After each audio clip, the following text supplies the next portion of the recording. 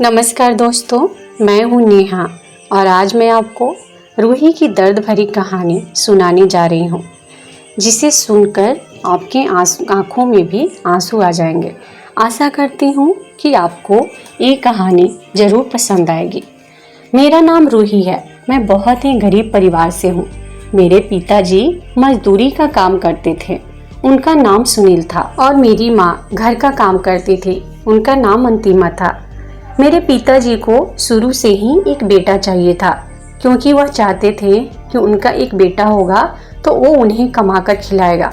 लेकिन उनके घर बेटी यानी कि मैं पैदा हो गई, इसलिए मेरे पिताजी मुझे पसंद नहीं करते थे, क्योंकि उन्हें एक बेटा चाहिए था। लेकिन पैदा हो गई, इसलिए मैं जब भी उनके सामने जाती वे मुझे गाली देने लगते। मेरा बचपन से ही पढ़ाई में मन नहीं लगता था और हमारे घर के हालात बहुत खराब थे।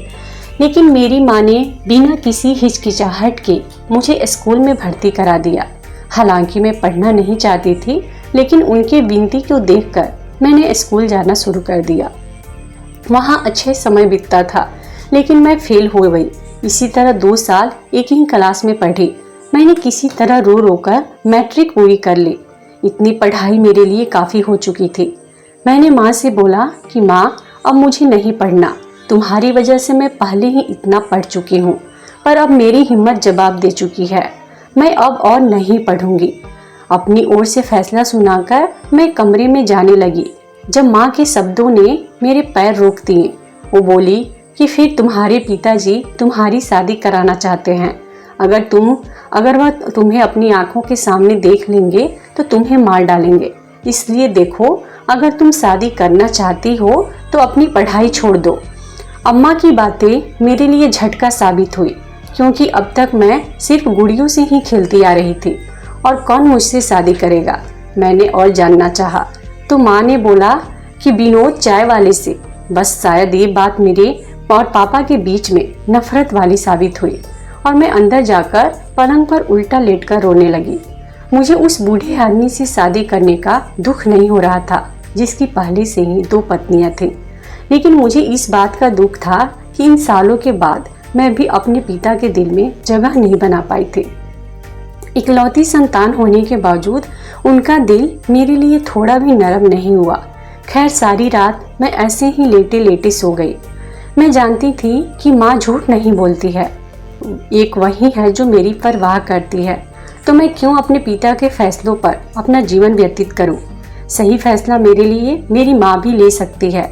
बस यही सोचते हुए अगले दिन मैंने माँ से आगे पढ़ने के लिए हाँ कह दिया। मेरी बातें सुनकर माँ की आंखों में आंसू भर आए और उन्होंने मुझे बहुत देर तक गले से लगाया और प्यार करते रहीं। आखिर में वो भी बेबस थी। मेरे लिए वो भला और क्या कर सकती थी। तो अब जब कॉलेज में दाखिले की समस्या खड़ी हुई, उसके लिए तो पैसों की जरूरत थी।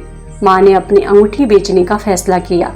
फिर अगले दिन वह अपनी अंगूठी निकाल रही थी और गौर से देख रही थी कि उतने में सुमन आंटी आ गई। वह हमारे पड़ोस में रहती थी और पेशे से नर्स थी। उन्होंने माँ से बोला कि क्या हुआ अंतिमा, चिंता में लग रही हो, वैसे क्या चल रहा है। हाँ, मुझे चिंता हो रही है। रूही को कॉलेज में दाखिला लेना है, इसलिए मैं यह अंगूठी बेचने के बारे में सोच रही हूँ। माँ ने अंगूठी को वापस डिब्बे में रखते हुए कहा। तभी सुमन आंटी बोली कि अंतिमा, तू ऐसा कर कि नर्सिंग में रूही का दाखिला करा दे। उसका प्रवेश भी निःशुल्क होगा और उसे हर साल स्कॉलरशिप भी मिलेगी और फिर नर्स बनने के बाद नौकरी भी सरकारी हो जाएगी। ये सुनकर माँ की आंखें छलक उठी। उसी समय माँ ने मुझे परमिशन दी और सुमन आंटी के साथ मुझे नर्सिंग में एडमिशन कराने के लिए भेज दिया। सुमन आंटी भी बहुत अच्छी थी। वो तुरंत मुझे अपने साथ ले गई। जब हम शाम को वापस आए तो मेरा दाखिला नर्सिंग स्कूल में हो चुका था। इसी खुशी में माँ ने सूजी का हलवा बनाकर पूरे मोहल्ले में बांट दिया। जब पिताजी को मेरे आगे पढ़ने की बात का पता चला तो पहले तो उन्हें बहुत गुस्सा आया, लेकिन जब माँ ने फायदे गिनवाए कि हमें एक भी पैसा नहीं लगाना पड़ेगा, बदले में हमें पैसा भी मिलेगा, इसलिए वह दूसरी तरफ करवट बदल के चुपचाप सो गए। अगले दिन मैं सुमन आंटी के साथ नर्सिंग स्कूल गई। वहाँ पहले से ही दाखिला हो चुका था। अब उन्होंने मुझे सभी निवासियों से मिलवाया और उन्हें मुझे काम के बारे में समझाने के लिए बोला और खुद वापस चली गई। वहाँ पहले दिन तो ठीक था, सिर्फ इंट्रोडक्शन में निकल गया। दूसरा दिन भी साधारण लेकिन मौलिक था। तीसरे दिन पढ़ाई शुरू हुई और उसके बाद रुकी ही नहीं। पहला साल तो मेरा पढ़ के बीत गया, लेकिन दूसरे साल में मेरी परीक्षा शुरू हुई। मुझे खून वगैरह से बहुत डर लगता था, इसलिए जब टाँके, खून आदि की बात आती तो मेरी हिम्मत जवाब दे जाती। कई बार तो मैं खड़ी खड़ी बेहोश हो गई थी, लेकिन मेरे सहायकों ने मेरी एक नहीं सुनी और मुझे कोर्स पूरा करा के ही छोड़ा था। इस दौरान मैं सिर्फ देखती ही रह जाती और जब जब कुछ करने की बारी आती तो मुझे अजीब सा लगने लगता और हर तरफ खून ही खून नजर आता। खैर, किसी तरह मेरी नर्सिंग भी पूरी हुई और माँ मेरी शादी कराना चाहती थी। मेरे कोर्स के दौरान मिलने वाले पैसों ने पिताजी के अंदर काफ़ी नई उम्मीद जगा दी थी। अब वे मेरी शादी नहीं कराना चाहते थे और यहाँ उन्होंने माँ की एक भी ना चलने दी, बल्कि खुद जाकर मेरी नौकरी का फॉर्म लेकर आए और मुझसे भरवा कर जमा भी करवा दिए। मैं खुद भी अभी शादी नहीं करना चाहती थी। ऊपर से पापा का बर्ताव भी मेरे साथ अच्छा होते जा रहा था, इसलिए मैं उन्हें चुपचाप अपनी मर्जी संभालते देखती रहती थी। लेकिन दूसरी तरफ माँ का वो बिलाप सुनती रही, जिसमें उन्हें मेरी चिंता थी कि उम्र गुजर गई तो मुझसे शादी करने कोई नहीं आएगा। लेकिन इस बार वो भी पिताजी के आगे बेबस हो गए। कुछ दिनों बाद मुझे नौकरी का नियुक्ति पत्र मिला। जिस अस्पताल में मुझे जॉब मिला था, वहाँ अस्पताल मेरे घर से ज़्यादा दूर नहीं था, इसलिए मैंने पैदल आने जाने का फैसला किया। जब मैं पैदल जाने के लिए निकली तो पापा अपनी बाइक लेकर आ गए और खुद मुझे उस पर बिठा के अस्पताल छोड़कर आ गए। उस दिन मैं अपने पापा के साथ पहली बार कहीं गई थी। मैं बयान नहीं कर सकती कि उस पल मैं कितनी खुश थी, क्योंकि मेरे जीवन का वह पहला पल था जब मेरे पिता मुझसे खुश थे। इसलिए सारा दिन मैं इसी के बारे में सोच रही थी। अस्पताल में पहला दिन मेरे लिए किसी परीक्षा से कम नहीं था। पहले तो मुझे अपने अपॉइंट लेटर की पुष्टि के लिए काफ़ी भागदौड़ करनी पड़ी। फिर उसके बाद एक वार्ड में मेरी ड्यूटी लग गई, जहां लोग देखभाल, एंट्री आदि का काम करते हैं, जो मेरे लिए बहुत मुश्किल नहीं था। इसलिए मैंने धन्यवाद दिया और छुट्टी के बाद घर आ गई। उस दिन विशेष रूप से पिताजी के आदेश पर मेरे लिए बिरयानी और न जाने कौन कौन से पकवान बने थे, जो शायद मैंने अपनी पूरी जिंदगी में 3 से 4 बार ही खाए होंगे। मेरी माँ भी खुश थी, लेकिन उन्हें मेरी शादी की चिंता सता रही थी, जो वे खुलकर जाहिर नहीं कर रही थी। लेकिन मैं समझ सकती थी। खैर, उस वार्ड में मैंने 1 महीने तक ड्यूटी की, लेकिन वहाँ कुछ खास काम नहीं किया, क्योंकि पहले से ही वहाँ होशियार नर्सें मौजूद थी, जो अपना काम करने के लिए इधर उधर भागती रहती थी। इसलिए यहाँ मेरी जान तो बच गई, लेकिन सही मायने में काम 1 महीने के बाद शुरू हुआ था। क्या था कि मेरी तबीयत बहुत खराब हो गई और मैंने 15 दिन की छुट्टी के लिए अर्जी कर दी। इसी बीच मेरे लिए एक रिश्ता आया जो बहुत उचित था और वो पिताजी की सभी शर्तें मानने को तैयार भी थे, जिसमें एक शर्त ये भी शामिल थी कि मेरे वेतन का 1/3 मेरे माता पिता को और 1/4 मेरे पति को दिया जाएगा। तो उन्होंने वह मान लिया और उन्हें 15 दिन में मुझसे शादी कर ली। अब जब विवाह हो चुका था तो मैंने और 15 दिन तक छुट्टी को बढ़ा दिया। शुरुआत में मेरे ससुराल वालों ने मेरे साथ बहुत अच्छा व्यवहार किया। सरकारी नौकरी का एक फ़ायदा यह भी है कि अगर आप पूरे महीने की छुट्टी लेते हैं तो भी आपको पगार मिलती है, इसलिए मुझे पगार मिली। शर्त के मुताबिक मैंने पगार में से आधे से ज़्यादा पैसे पिताजी को दे दिए और 1/4 पति को सौंप दिए। जब मैंने अपनी पगार पति को दी तो मैंने उनके चेहरे के भाव को बदलते हुए देखा था, लेकिन शर्त यही थी, इसलिए मैं कुछ नहीं कर सकती थी।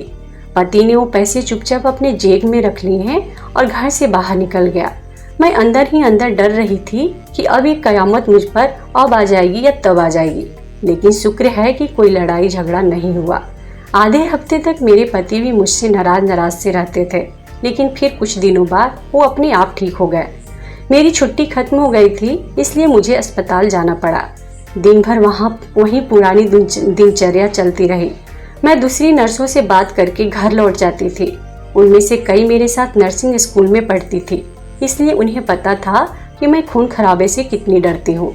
तो जब भी ऐसा वैसा काम होता तो वो आगे बढ़ जाती और मैं उनकी शुक्रगुजार हो जाती। जिंदगी सही चल रही थी। और ससुराल वाले भी मेरे साथ अच्छा व्यवहार किया करते थे। कहीं कोई मुश्किल नहीं थी सिवाय महीने के पगार को, जब मुझे गलत तरीके से बांटना पड़ता था। 2-4 महीनों तक जब मैं ऐसे बांटती रही तो मेरे पति 1-2 हफ्ते तक मुझसे नाराज रहता, लेकिन फिर अपने आप ही सही हो जाता।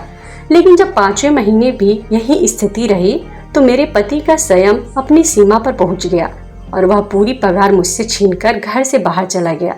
मैं उसके इस भयंकर रूप को देखते हुए पीछे खड़ी हो गई। उसके बाद मेरे पति का बर्ताव मुझसे बहुत अच्छा हो गया। वो मेरे लिए बहुत सारे फल और क्या कुछ घर लेकर आ गया था, लेकिन मेरा दिल कुछ भी छूना नहीं चाहता था, क्योंकि एक तो उनका ये रवैया था और दूसरी तरफ मुझे अपने पिताजी की चिंता थी। जाने कितने सालों बाद उन्होंने मुझसे पिताजी का प्यार दिया था, लेकिन अब मैं अपने पति की इस जिद की वजह से वो रिश्ता खोने वाली थी। अब मेरे पापा भी मजदूरी छोड़ चुके थे, इसलिए मेरे पैसों से ही उनका घर चल रहा था। रात को मैंने पति के पास बैठते हुए कहा कि देखो, तुम्हारी अभी भी एक दुकान है। मेरे आने से पहले तुम्हारा सारा खर्च तो वहीं से चलता था ना, लेकिन पापा अब बूढ़े हो गए हैं, वे मजदूरी नहीं कर सकते हैं, और तो और उनकी और कोई औलाद भी नहीं है जो उन्हें कमाकर खिला सके। आप अपने शर्त पे कायम रहिए ना। तो मेरे पति बोले कि तुम्हारे पिताजी लालची हैं, बेटी की शादी करने के बाद भी तनख्वाह अपनी मुट्ठी में रखना चाहता है। किसी लड़की की शादी करके उसकी तनख्वाह उसके परिवार को देने के बारे में मैंने आज तक नहीं सुना है। मेरे पति ने तिरस्कार भरे स्वर में कहा, लेकिन आपको अपनी बात पर कायम रहना चाहिए था ना। अगर अभी आपने ये सारे पैसे रख लिए तो पापा क्या सोचेंगे। मेरे यह कहने की देर ही थी कि मेरे पति को अचानक गुस्सा आ गया और बोले कि तुम्हें कोई ऐसे हीरे नहीं लगे थे, तुम अच्छी कमाई करती थी इसलिए शादी की है तुमसे। शायद तुम्हें खुश भी रखता अगर तुम्हारा बूढ़ा बाप ये पगार अपने नाम पर लेके लालच न किया होता। अब अगर तुम्हें मेरे साथ रहना है तो तुम इस घर से बाहर नहीं जाओगी और ना ही एक फूटी कौड़ी भी अपने बाप के हाथ पर रखोगी, समझ गई। इतना कहकर मेरे पति घर से बाहर चले गए और मैं रात भर रोती रही और सिसकती रही। मैं समझ नहीं रही थी कि आखिर क्यों है मेरी जिंदगी इतनी मुश्किल, हर कोई मुझसे नफरत क्यों करता है, मेरे जीवन में आने वाले पुरुष मुझसे प्यार क्यों नहीं कर सकते। पहले जीवन भर मेरे पिता मेरा अपमान करते थे और अब मेरा पति मेरा अपमान कर रहे हैं, वो भी मुझको नकार रहे हैं। दोस्तों, इस कहानी की आगे का भाग यानी कि अंतिम भाग मैं आपको अपनी अगली वीडियो में बताऊंगी। इसलिए अगर आपने अभी तक मेरे चैनल को सब्सक्राइब नहीं किया है तो मेरे चैनल को सब्सक्राइब करके घंटी के बटन को जरूर दबाइएगा, ताकि जब भी मैं इस कहानी की अंतिम भाग की वीडियो अपलोड करूंगी तो उसका नोटिफिकेशन मिलेगा आपको सबसे पहले। इस कहानी की वीडियो देखने के लिए आपका बहुत बहुत धन्यवाद।